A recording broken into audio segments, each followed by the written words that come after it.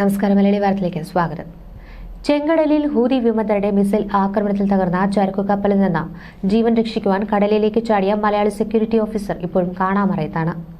Greek ഉടമസ്ഥതയിലുള്ള eternity C എന്ന ചരക്കു കപ്പൽ സൊമാലിയിൽ നിന്നും ജിദ്ദയിലേക്കുള്ള യാത്രക്കിടെ 2025 ജൂലൈ 7 രാത്രിയാണ് യമൻ പരിധിയിൽ ഹൂതി വിമതർ മിസൈൽ ആക്രമണം നടത്തിയത്. ഈ കപ്പലിന് തീപിടിച്ചു. കൺമുൻപിൽ 2 പേർ മരിച്ചു. ഒരാളുടെ കാൽ തകർന്നു. പക്ഷേ ജീവൻ രക്ഷിക്കണമെന്ന എളിയ ആഗ്രഹം മാത്രം കരുതി 21 പേരും ലൈഫ് ജാക്കറ്റ് ധരിച്ച് കടലിലേക്ക് ചാടി. പ്രാണരക്ഷാർത്ഥം കടലിൽ ചാടിയ സെക്യൂരിറ്റി ഓഫീസർ പത്തിയൂർക്കാല ശ്രീജാലയത്തിൽ അനിൽകുമാർ രവീന്ദ്രൻ ഒരുപക്ഷെ അക്രമികളുടെ തടങ്കലിലാകാമെന്ന ആശങ്കയിലാണ് വീട്ടുകാർ. അനിലിനൊപ്പം കടലിൽ ചാടിയ പാറശാല കൊല്ലങ്കോട് ഫാത്തിമ നഗർ മൺവിള ഹൌസിൽ അഗസ്റ്റിനെ 26 മണിക്കൂറിനു ശേഷം കപ്പൽ കമ്പനി അയച്ച രക്ഷാബോട്ടാണ് കണ്ടെത്തി രക്ഷിച്ചത്. മലയാളികളായി ഇവർ 2 പേരും മാത്രമാണ് കപ്പലിലുണ്ടായിരുന്നത്. തന്നെ രക്ഷപ്പെടുത്തിയ സ്ഥലത്ത് അനിൽകുമാർ ഉണ്ടായിരുന്നില്ലെന്ന് കഴിഞ്ഞ ദിവസം കൊല്ലങ്കോട്ടെ വീട്ടിൽ വിവരം തിരക്കുവാനെത്തിയ അനിൽകുമാറിന്റെ കുടുംബാംഗങ്ങളെ അഗസ്റ്റിൻ അറിയിച്ചു. 25 പേരാണ് ഈ കപ്പലിൽ ഉണ്ടായിരുന്നത്. 21 പേർ കടലിലേക്ക് ചാടി. എല്ലാവരും ഒരേ സ്ഥലത്താണ് ചാടിയത്. പിന്നീട് തിരയിൽപ്പെട്ട പല വഴിക്കായി 10 പേരെ പിന്നീട് രക്ഷപ്പെടുത്തി. 11 പേരെ കുറിച്ച് ഇപ്പോഴും വിവരങ്ങൾ ലഭ്യമല്ല. ഇവർ ഹൂതി വിമതരുടെ കസ്റ്റഡിയിലാണെന്ന സംശയമുണ്ടെന്നും കൂടുതലൊന്നും അറിയില്ലെന്നുമാണ് അഗസ്റ്റിൻ പറയുന്നത്.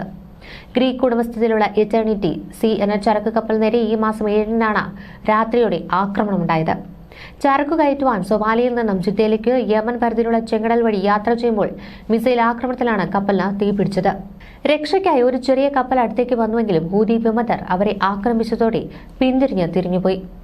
കപ്പലിലെ തീപിടുത്തത്തിൽ 2 പേർ കൺമുന്നിൽ മരിച്ചു. ഒരാളുടെ കാൽ തകർന്നു. ലൈഫ് ജാക്കറ്റ് ധരിച്ച തങ്ങൾ 21 പേർ കടലിലേക്ക് ചാടി.